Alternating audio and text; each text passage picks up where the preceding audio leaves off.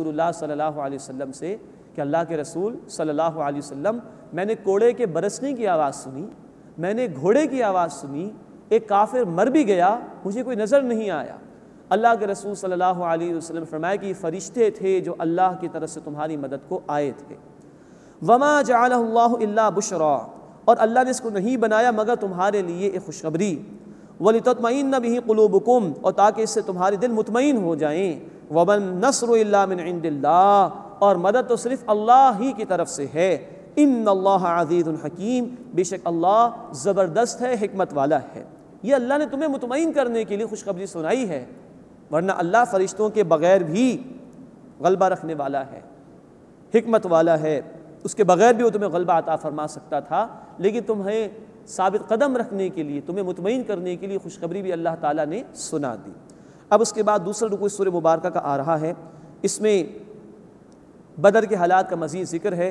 فرشتوں کو اللہ نے حکم دیا تھا کہ وہ اہل ایمان کی مدد کریں، اسی طرح جو دین کے لیے جد و جہد ہوتی ہے اللہ تعالیٰ نے اس جد و جہد کی نسبت اپنی طرف فرمائی ہے، اس کا بھی بیان آئے گا، اور مشرکین کو دھمکی دی گئی ہے۔ اذ یغشیکم النعاس امنۃ منہ، اور یاد کرو جب اللہ نے تم پر اونگ کو طاری فرما دیا، مراد ہے کہ رات بھر اطمینان کی نیند آئی صحابہ کرام رضی اللہ تعالی عنہم اجمعین کو۔ وَيُنَزِّلُ عَلَيْكُم مِّنَ السَّمَاءِ مَاءً لِيُطَهِّرَكُم بِهِ، اور اللہ نے تم پر آسمان سے پانی اتارا یعنی بارش برسا دی تاکہ تمہیں اس کے ذریعے سے پاک فرما دے۔ صحابہ کرام ایک ایسی جگہ پر تھے کہ جہاں ریتیلی زمین تھی، بارش برسی تو وہ زمین بھی پکی ہو گئی، صحابہ نے پانی کو جمع بھی کر لیا، وہ ذرا نشیب کی طرف تھوڑا تھے، اور پھر اس کے ذریعے سے غسل وغیرہ کا بھی اہتمام کیا، فریش بھی ہو گئے۔ لِيُطَهِّرَكُم بِهِ، تاکہ اللہ تمہیں پاک فرما دے اس کے ذریعے سے۔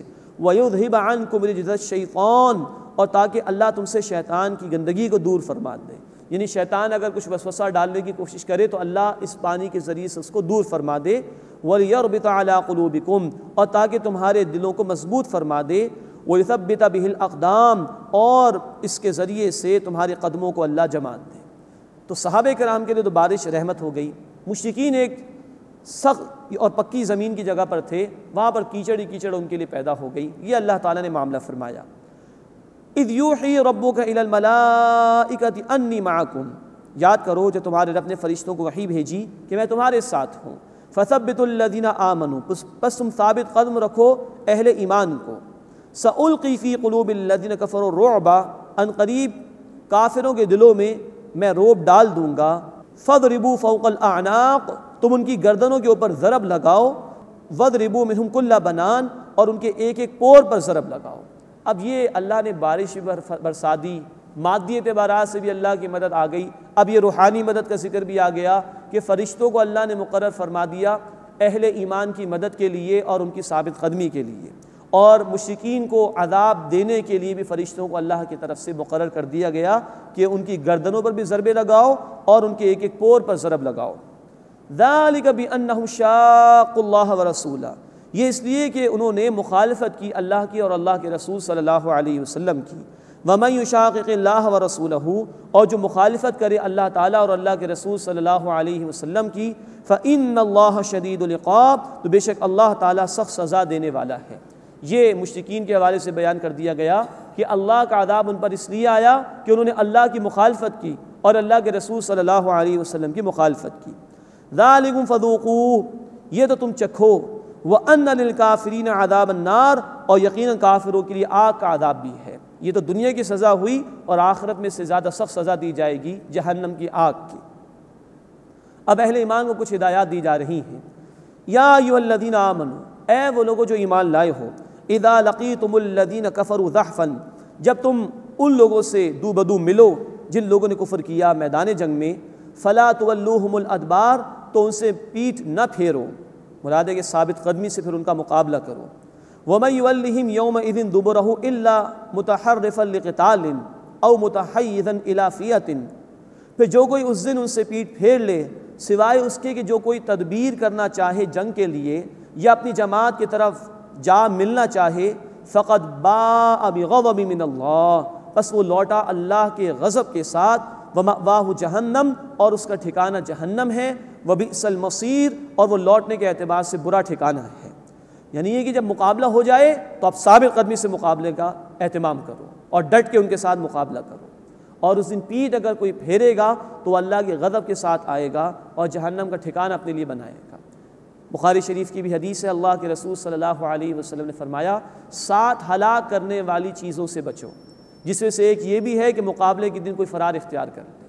ہاں ایکسیپشن بیان کر دیا گیا کہ کوئی شخص اس لیے پیچھے ہٹ رہا ہے کہ کوئی تدبیر کرنا چاہ رہا ہے، گھوم کر آ کر حملہ کرنا مقصود ہے، یا اپنی جماعت سے جا کر مل کر طاقت میں اضافہ کرنا مقصود ہے، اس میں کوئی حرج کی بات نہیں، لیکن بغیر عذر کے کوئی میدان جنگ کو چھوڑے گا تو وہ اللہ کے غضب کے ساتھ لوٹے گا اور جہنم اس کا ٹھکانہ ہوگا۔ اس کے بعد بہت خوبصورت آیت آ رہی ہے قرآن کی، جو بھی جد و جہد دین کے لیے ہوتی ہے، اللہ یہاں یہ بات ارشاد فرما رہے ہیں کہ مسلمانوں تم یہ کام نہیں کر رہے، میں یہ کام کر رہا ہوں۔ اللہ اس جد و جہد کی نسبت اپنی طرف کر لیتے ہیں، فرمایا فلم تقتلوہم، مسلمانوں پس تم نے انہیں قتل نہیں کیا، ولکن اللہ قتلہم، لیکن اللہ نے انہیں قتل کیا، وما رمیت اذ رمیت، اور اے نبی صلی اللہ علیہ وسلم جو مٹی آپ نے پھینکی وہ آپ نے نہیں پھینکی، ولکن اللہ رما، بلکہ اللہ نے اسے پھینکا تھا۔ میدان میں ایک موقع پر ایسا ہوا کہ اللہ کے رسول صلی اللہ علیہ وسلم نے ہاتھ میں مٹی لی اور پھونک ماری تو کفار کی آنکھوں میں چلی گئی، بھگدڑ مچی ان کی صفوں میں اور مسلمانوں نے ان کو قتل کیا۔ لیکن اللہ تعالیٰ کہہ رہے ہیں کہ مسلمانوں تم نے قتل نہیں کیا، اے نبی صلی اللہ علیہ وسلم آپ نے مٹی نہیں پھینکی، حالانکہ عالم اسباب میں صحابہ بدر کے میدان میں موجود ہیں، وہ محنت کر رہے، جنگ کر رہے اللہ کے راستے میں، اللہ کے رسول صلی اللہ علیہ وسلم بنفس نفیس موجود ہیں، وہ محنت کر رہے ہیں اللہ کے راستے میں۔ اللہ فرما رہے ہیں کہ مسلمانوں تم نے قتل نہیں کیا ان مشرکین کو، اے نبی صلی اللہ علیہ وسلم آپ نے مٹی نہیں پھینکی۔ یہ ہے روحانیت کا اعلیٰ ترین مقام، بندہ ایک عمل کر رہا ہے اور اللہ اس پورے عمل کی نسبت کو اپنی طرف فرما رہے ہیں، میں نے قتل کیا ہے، میں نے وہ مٹی پھینکی ہے۔ یعنی دین کی محنت جو تم کر رہے ہو، یہ دین تو اللہ کا ہے، اللہ اس کو غالب فرمانے والا ہے۔ عالم اسباب میں تم یہ کام اگر کر رہے ہو تو تم گویا اللہ کے مددگار ہو۔ سورہ صف آیت نمبر 14 میں کہا گیا کونوا انصار اللہ، اللہ کے مددگار بن جاؤ، اللہ کے دین کے لیے محنت کرنے والے بن جاؤ۔ دین اللہ کا ہے، غالب وہی فرمائے گا۔ عالم اسباب میں اگر تم یہ کام کر رہے ہو تو گویا کہ اس کے کام میں شریک ہو گئے ہو اور وہ اس پورے عمل کے نسبت کو اپنی طرف کر رہا ہے۔ اس سے بڑی اور کیا روحانیت ہو سکتی ہے، اس سے بڑا کیا مقام ہو سکتا ہے کہ بندہ محنت کر رہا ہو دین کے لیے اور اللہ فرما رہے ہو کہ میں یہ عمل کر رہا ہوں۔ اللہ ہمیں یہ مقام حاصل کرنے کی توفیق عطا فرمائے اور اپنی جان اور اپنے مال سے ہمیں اللہ اپنے دین کے راستے میں جد و جہد کرنے کی توفیق عطا فرمائے۔ فلم تقتلوہم ولکن اللہ قتلہم، بس مسلمانوں تم نے انہیں قتل نہیں کیا لیکن اللہ نے انہیں قتل کیا۔ وما رمیت اذ رمیت ولکن اللہ رما، اور اے نبی صلی اللہ علیہ وسلم جو مٹی آپ نے پھینکی وہ آپ نے نہیں پھینکی بلکہ اللہ نے پھینکی تھی۔ وَلْيُبْلِيَ الْمُؤْمِنِينَ مِنْهُ بَلَاءً حَسَنًا، اور تاکہ اللہ تعالیٰ بہترین طریقے سے اہل ایمان کو آزمائش سے گزارے۔ ان اللہ سمیع علیم، بے شک اللہ تعالیٰ خوب سننے والا، علم رکھنے والا ہے۔ یہ آزمائشیں ہیں جو اہل ایمان پر آتی ہیں، اللہ ان کے ذریعے سے گزارتا ہے۔ اس کا ایک مقصد یہ ہے کہ اللہ اپنے انعامات اہل ایمان کو عطا فرمائے، اور ایک مقصد یہ ہے کہ جب آزمائشوں میں ڈالا جاتا ہے تو انسان کے چھپے ہوئے جوہر نمایاں ہوتے ہیں اور اس میں اور صلاحیتوں کے اعتبار سے اضافہ ہوتا ہے۔ ذالکم ان اللہ موہن کید الکافرین، یہ تو ہوا بدر کے اعتبار سے معاملہ، اور اللہ کافروں کی چال کو ناکام فرما دینے والا ہے۔ اب اس کے بعد مشرکین کا ذکر آ رہا ہے۔ ان تستفتحوا فقد جاءکم الفتح، اگر تم لوگ فیصلہ چاہتے ہو تو یقیناً فیصلہ تمہارے پاس آ چکا ہے۔ اس فیصلے کو دیکھ لو، فتح اللہ تعالیٰ نے اہل ایمان کو عطا فرما دی۔